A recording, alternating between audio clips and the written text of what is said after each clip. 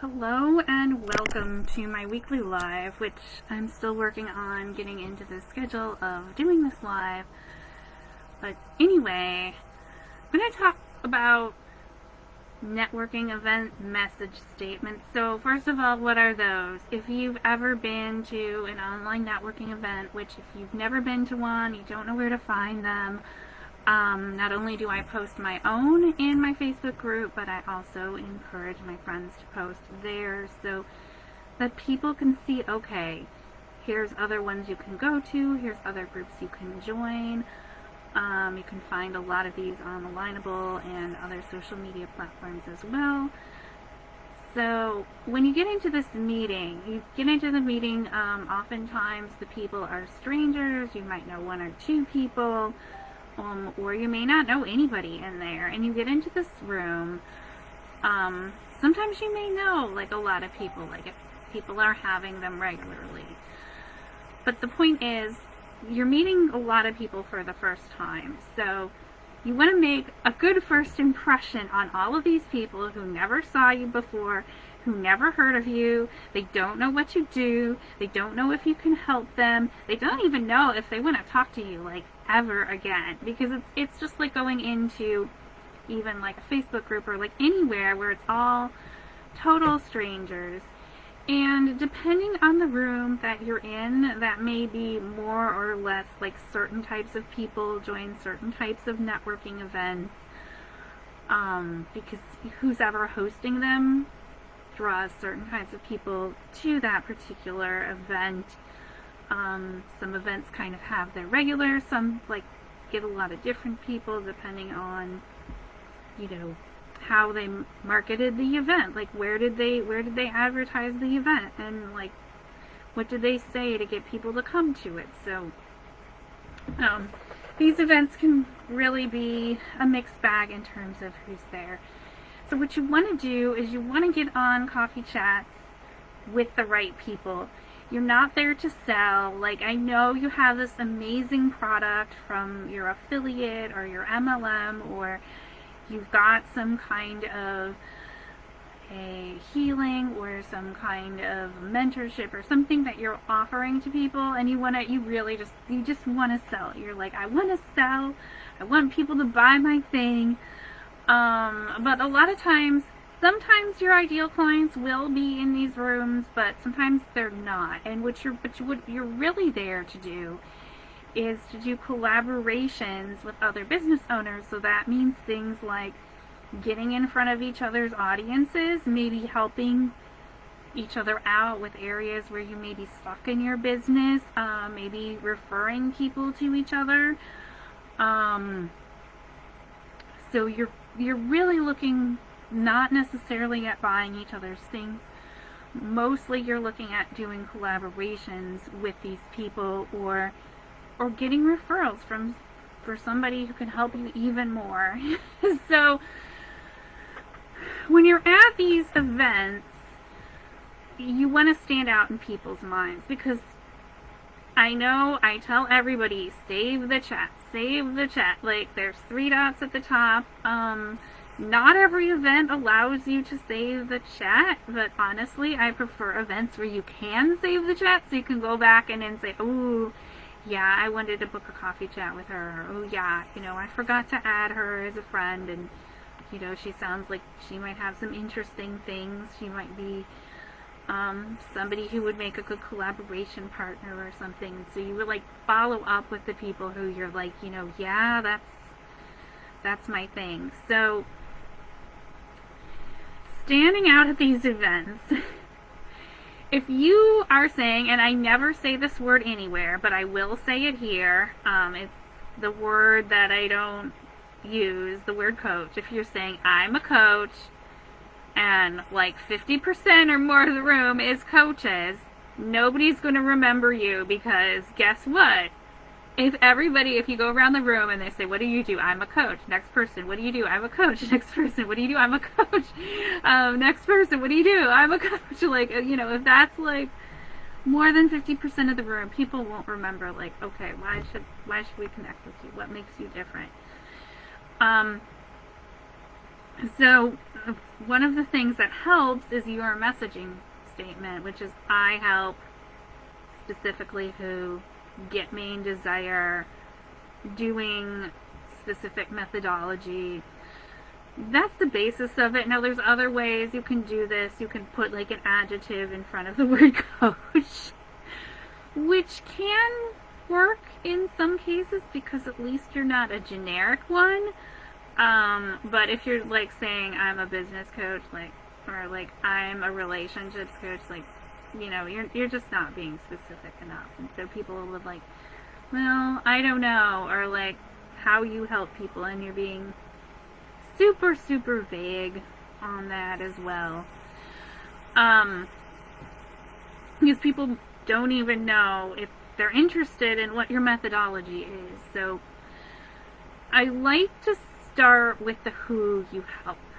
And the reason I like you to start with the who you help is because then it helps you get the right referral. So if your target demographic is, say, women over 50, I help women over 50. Okay, we're not going to like, geez, my audience is primarily 20-year-olds and, you know, on TikTok or something. You might say, well, maybe that's not the right, maybe that's not the right person to do collaborations with.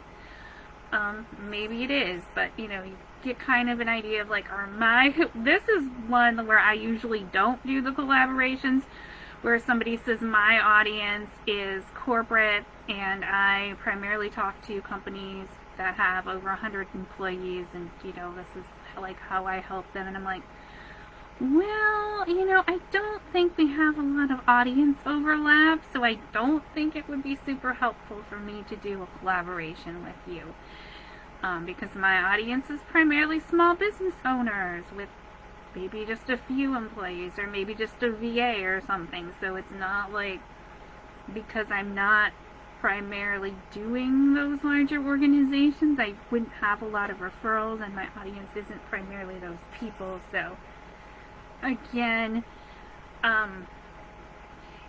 you know, I'm not going to spend the 30 minutes on a coffee chat with you because I already know there's probably not, you know, unless I really like you for some other reason. Like if we have something, if I find out like you fit some of my other target demographics, then maybe we would have that coffee chat. But if not, I would probably just not do that one.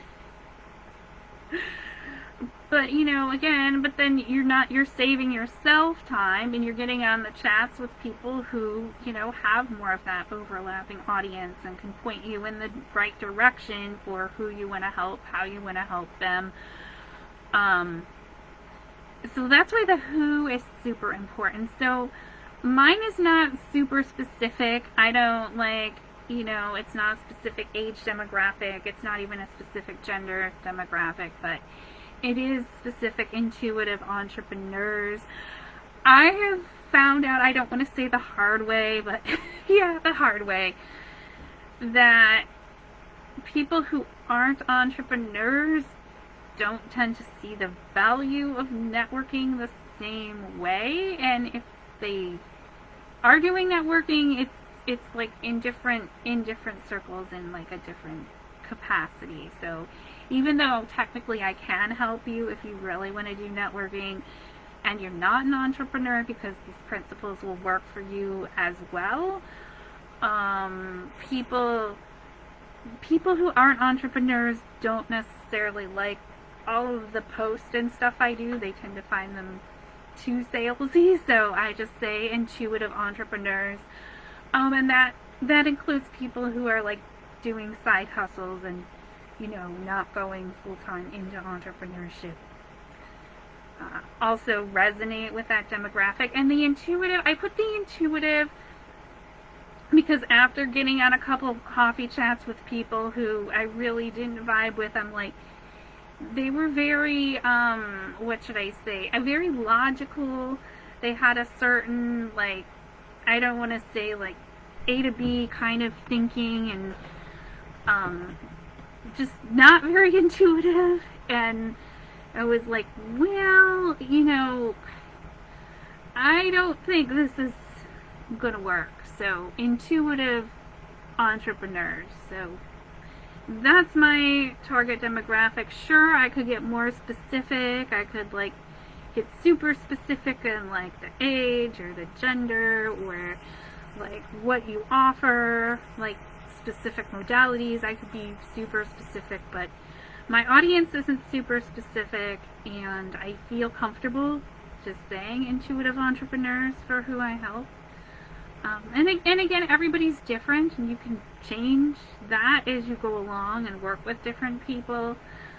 But it helps because it helps me know who your audience is, and then when you say who your audience is, it helps me decide, you know, if doing that 30-minute coffee chat is, you know, going to be super helpful, or, you know, maybe at this point not so helpful, especially there's 20-30 people in the room. Maybe I don't have time this week for 20-30 coffee chats, so I'm going to pick the 1 or 2 people who I think we are more likely to do a collaboration. So like there's 20-30 people, and I listen to that who, and I say it doesn't overlap. You know, maybe I'm going to pick somebody who overlaps with mine. So maybe they do entrepreneurs, or they do like specific things, and so that kind of helps me out figuring out, you know, does my demographic overlap with theirs? So it doesn't have to be my exact demographic, but I would want some kind of overlap. Or sometimes I do like to get on calls with people who are like, I don't want to say the life coaching space, because sometimes people come to me and they've never started a business, they don't know what that is. They haven't figured out, like, what do I do now? And so I like to know at least a few of those people, because I want to have, especially being in the networking space, I want to have somebody to refer people to. So then people come to me and I say, no, I don't help you with this life purpose stuff. Look, I know these people who, you know, depending on their demographics, help more with that life purpose stuff. And then again, I like different methodologies too, because not everybody likes the same methodology. So we've covered the who and why you should put the who in there so you stand out and don't waste your time. Let's talk about the result driver. And this is the one where everybody says health, wealth, or relationships.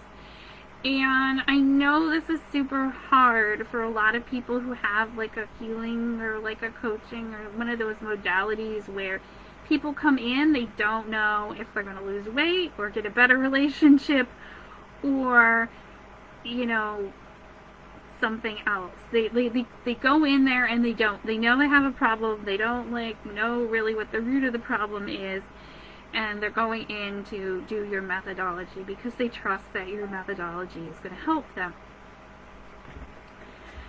So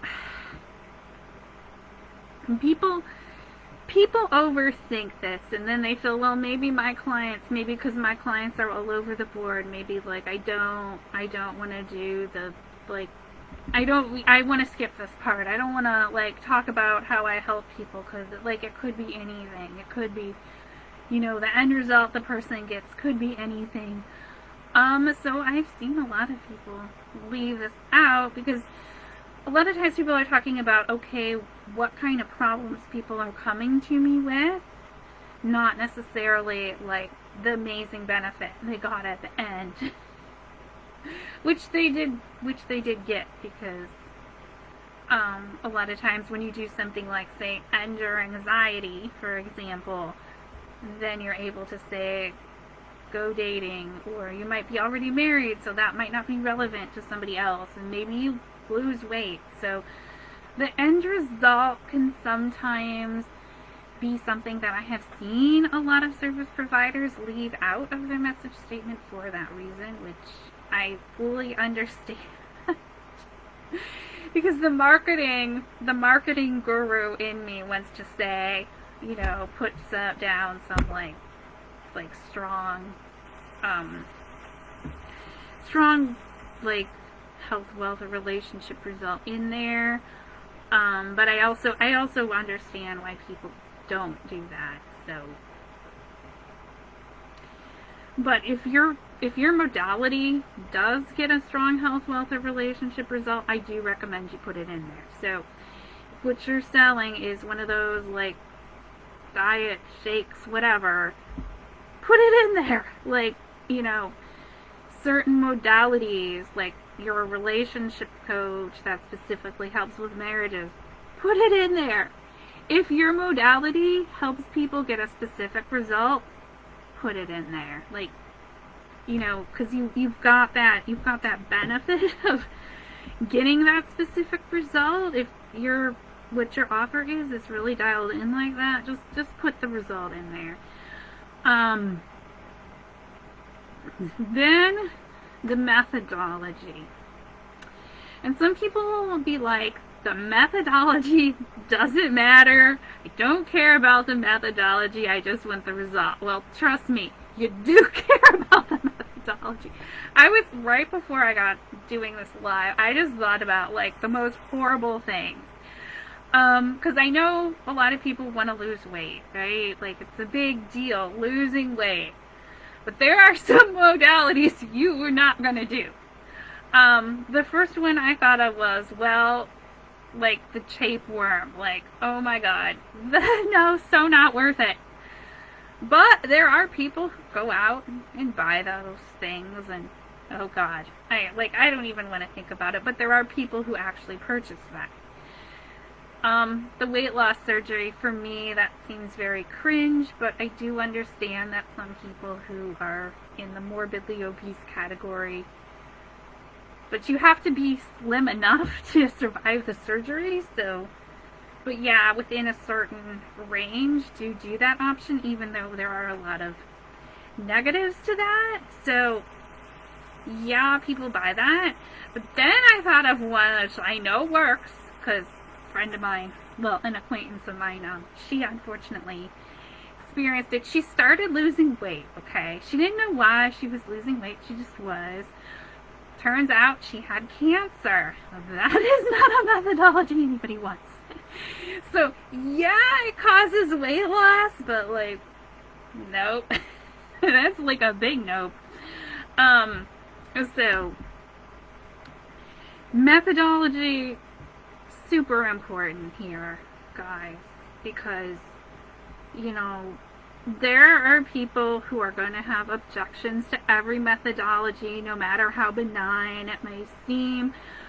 People have different religious convictions, people have different experiences. They may have already tried a certain methodology, not going to try the same one again that didn't work, or made things worse. If it made things worse for you, you're not going to try it again. At least I hope not. I hope you're learning and not trying methodologies that didn't work. Of course, with some methodologies, it could be like the person administering it, depending on the methodology. But you're not going to try those same things that didn't work again, just because somebody told you to do it. So, methodology, super important. Now, a lot of people have methodologies. It's their own unique methodology. Like, if you're not reselling, if you're not doing affiliates, if you didn't get specific training in a certain modality,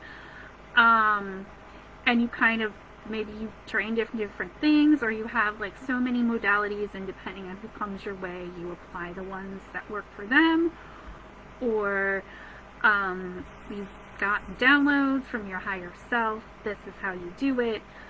So you do have a methodology. So what you want to do in this methodology space is say something that perks people's interest and makes them want to ask more questions. And this could be the case where, like, maybe you've been trained in this modality, but nobody in this particular networking group has ever heard of it, which can certainly happen if you're doing the networking outside of your circles, which is good. You don't want to be in the same room with 100 Reiki masters.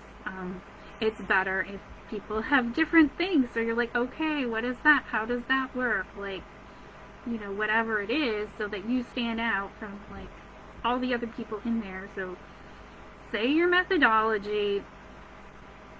You can name it. You can, but yeah, I do want this like methodology to not be like the 100 different things that you do in your program. So it should be like 2 or 3 words. It should not be a master class, because the master class is what you save for after people get on the coffee chat and you say, hey, want to watch my master class? Yeah, then, somebody got on the coffee chat, they may want to watch your master class even if they're not intending on buying it, just so they can refer you to somebody who actually wants that methodology, actually wants that thing that you help with, and is actually in that demographic. So they probably do want to watch your masterclass, but that needs to be saved for the coffee chat, because unless they like you, they're probably not going to sit through that half-an-hour masterclass. But yeah, you want to say a few words to get people curious, so they want to ask the questions and find out more about it, so that they can then decide, okay, do I want to refer people to this? Is this something I personally need? Sometimes after chatting with somebody, you might realize, oh, this is exactly what I need. But the point is to pique people's interest, so they're interested. So with that out of the way, I'll just say mine that I'm using right now, which I kind of edited.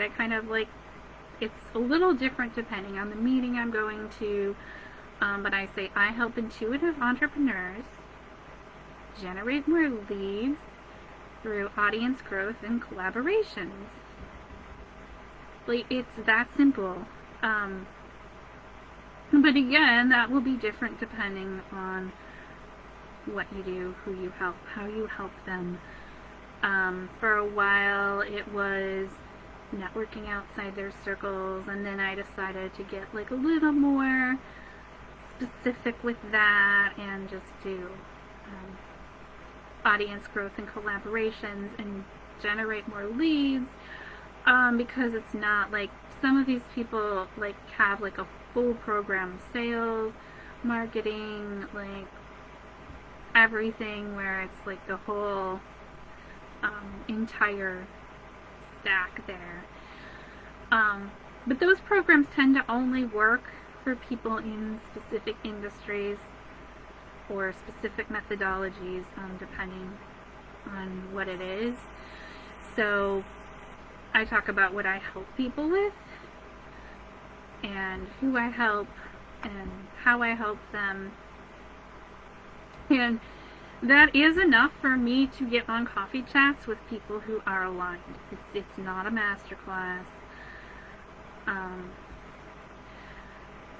I see I've got a comment here, but not anything, not like a question or anything. So I'm going to leave it at that for today. Have a great rest of your day. Let me know if you watch the replay and put comment replay in here. Maybe this wasn't a very good live, so I'll let Facebook delete it after 30 days, but if I look back and I'm like, oh, this was super good, I might put it on my YouTube channel, but we'll see. Have a great rest of your day.